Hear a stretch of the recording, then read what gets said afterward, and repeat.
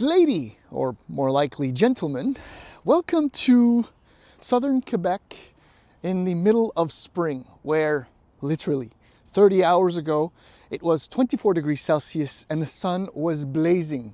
Whereas right now, as you can see, it's covered and it's about 20 degrees cooler outside, almost. Yeah, southern Quebec spring weather is extreme. And well, that's a great way to segue into this, the all-new 2025 Infiniti QX80. Extreme because, well, you can see the front end.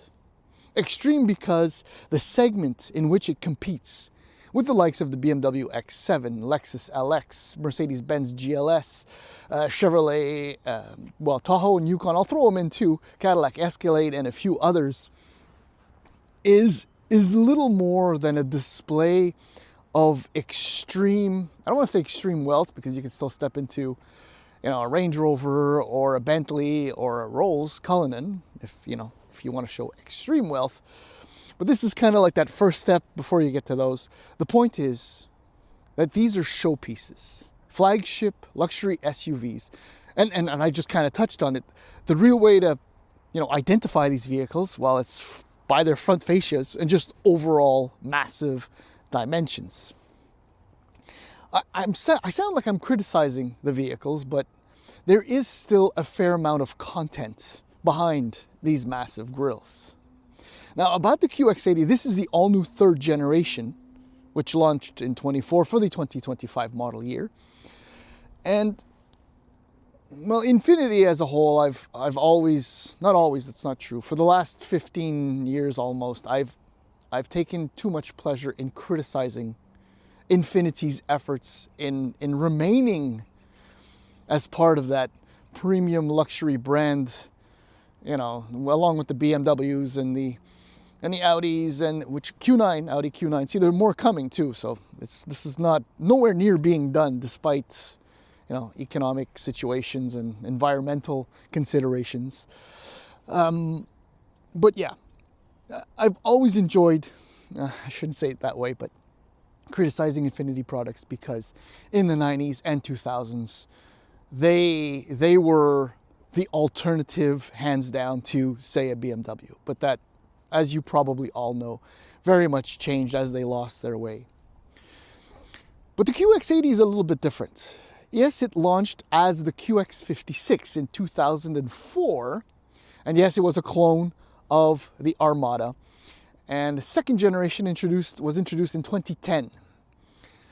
Still an Armada, but still very different, and it proved to be quite popular. One of the reasons for that is that the second generation lasted 14 years. That could explain it. Oh, and during the second generation is when, 2013 if I'm not mistaken, don't quote me on that, but they actually switched from 56, which had more to do with the V8 5.6 liters displacement than with its ranking in Infiniti's lineup of vehicles. So in 13, if I'm not mistaken, it switched to 80. And here we are in the third generation. And yes, it's still an Armada if you strip everything away. But I think never more, having driven all the generations, never has it been more distinct from its donor vehicle. And that's what I want to kind of explore with you in the following video.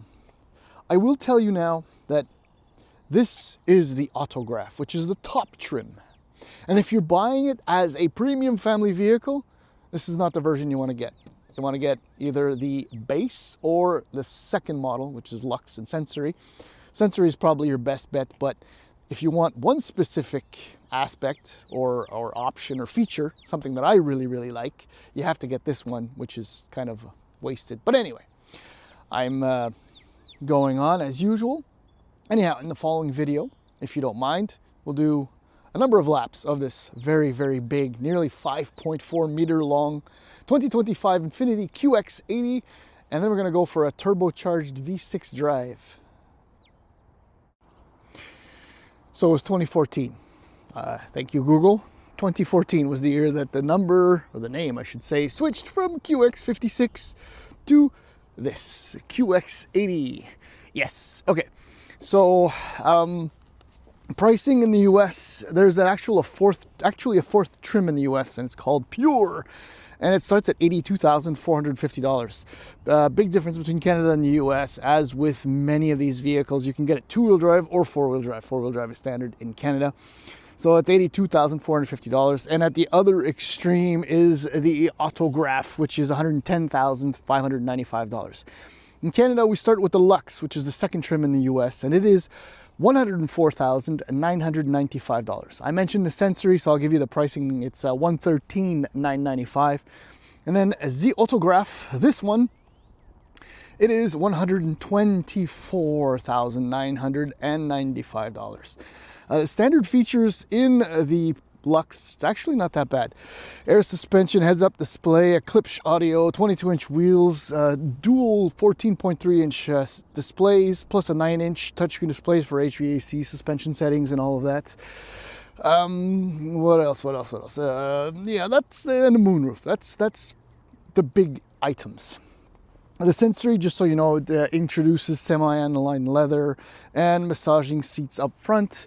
And then when you move to the Autograph, this is where you move to the 7-seater from an 8-seater configuration. I'll show it to you in a few moments. Heated the third row to go along with the heated second and first row. Massaging seats in the second row, which are captain seats. The biggest giveaway, and it's also power second row power seats. The biggest giveaway is the black chrome touches that you see kind of throughout the vehicle compared to the regular chrome touches you will see in, say, the other two trims. Visually, it's not bad. I actually prefer it, I think, to the second generation, or at least the pre-facelifted second generation. See, again, black chrome. And yes, it rained quite a bit, but you know, because the color, which is radiant white with the black roof, is, well, because it's white, it doesn't really show that dirty. I'm kind of milking the black thing a lot, aren't I? 22-inch wheels, I mean, I don't know. It's just big, it's bulky. It is, I'll say it, handsome, but visually, I mean, the X7, I think, rules them all. The Escalade looks pretty good as well. The LX, kind of an acquired taste, very much like this one. I don't know. There isn't much else to add to that. So let's move inside. Power hatch, obviously. The button is right there. So behind the third row, you're looking at 623 liters of boot space. And this is kind of the disappointing stuff. There isn't much storage under here. If you do use the third row, which I often do, but haven't in this one, and I'll show you why in a minute, it's not entirely, I mean, I don't know. You still need a box on the roof if you're going to go anywhere and bring a number or a volume of stuff. If you do put the third row down up against the second row, you're looking at 1,670 liters, which is not that bad. Okay. So the beauty with the Infiniti, well, with vehicles in this category, is that there's still a lot going on visually. All the surfaces, all the textures, everything is absolutely premium. It is beautiful. Semi-aniline leather is just sublime. You want to caress it. Yeah. So power second row seats. Now, this is the first problem with the captain seats because it comes with this ginormous center console with cup holders and storage and your display for a whole bunch of controls.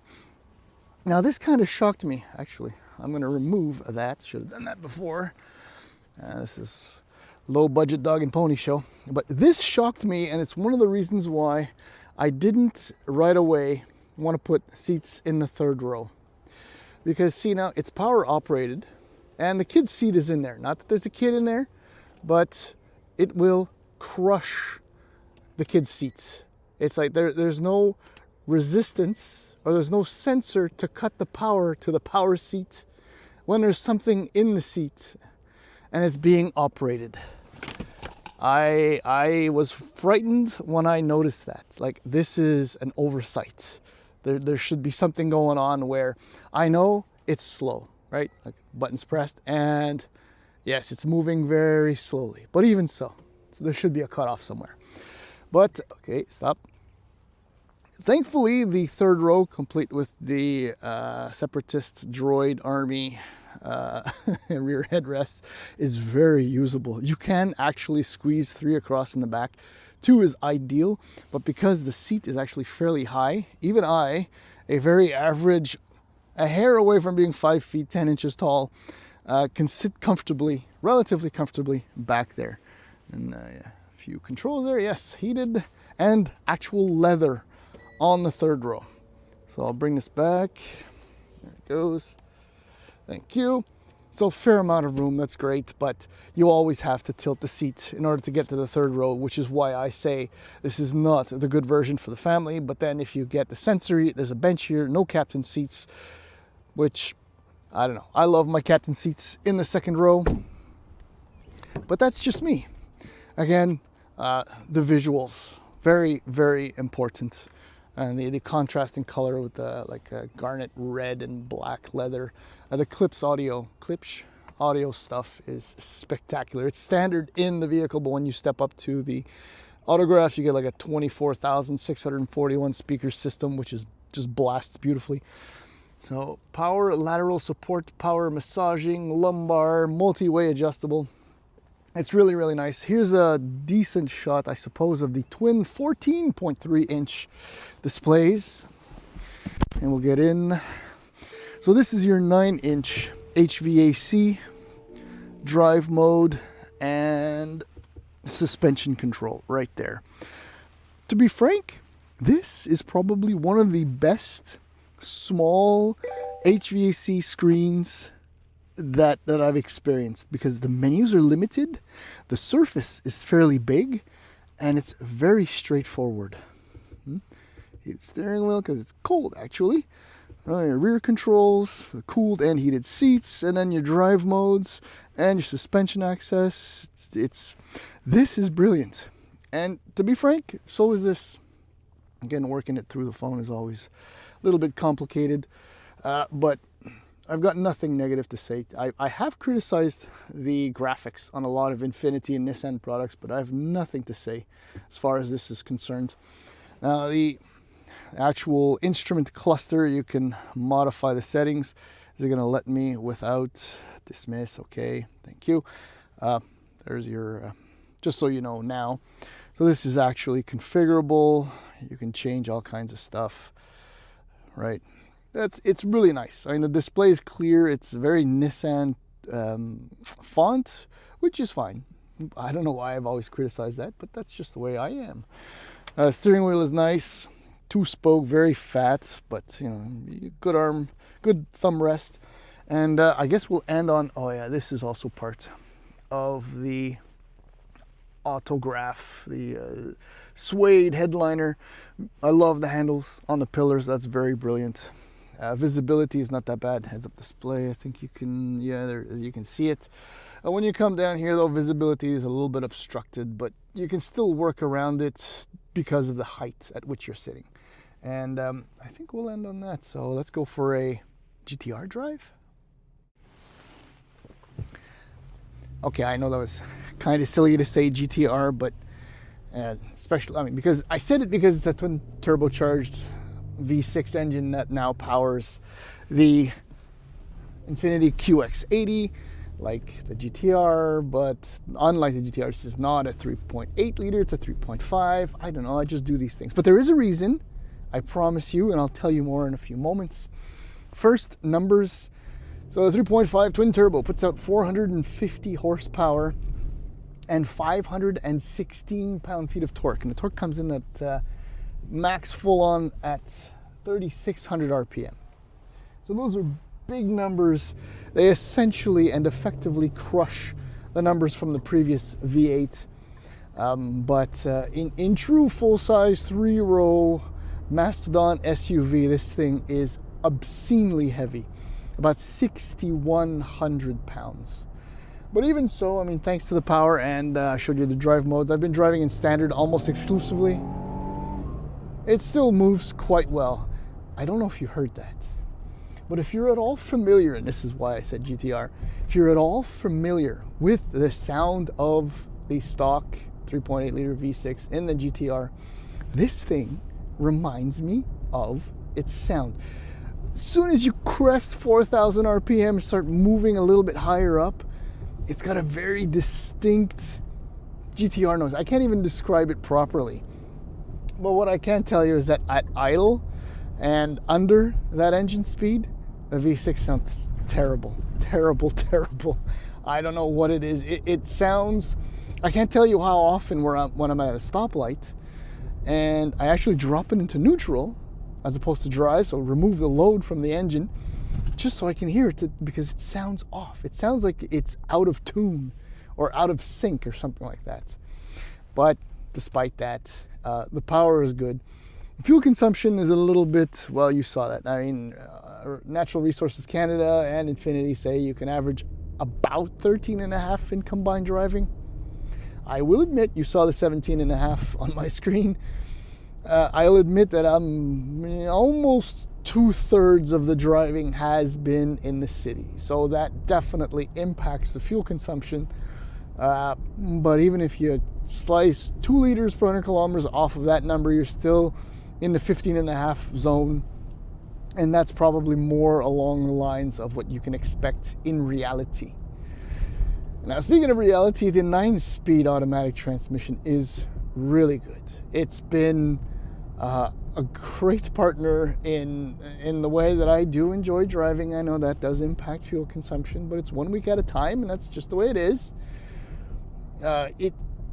It's not entirely seamless all the time, but I kind of like that because you get the impression that work is being done, as opposed to a CVT or some, absolutely seamless 8 speeds or even 10 speeds. So that kind of reminds me that this is an Infiniti. Infiniti has always had crisp automatic transmissions, and this is one of them. Now, the power is nice, but I think the standard air suspension is my favorite aspect on this. It's got the height adjustments. It's got, I have to check my notes, I can't believe it, dynamic digital dampers, triple Ds. And they actually really do a great job of monitoring everything that's going on at all times. And the ride quality, for all intents and purposes, is really quite good. I have no complaints, especially when you consider the weight, the 22-inch wheels, which on their own probably weigh 140 pounds per corner. Overall, this is a really nice SUV, but I don't think the autograph is the way to go. Sensory is probably a smarter one. The safe bet, kind of, would be in the LX, but my heart in a lease. It would be a mix between the GLS and the X7, probably the X7 winning out. And that's it.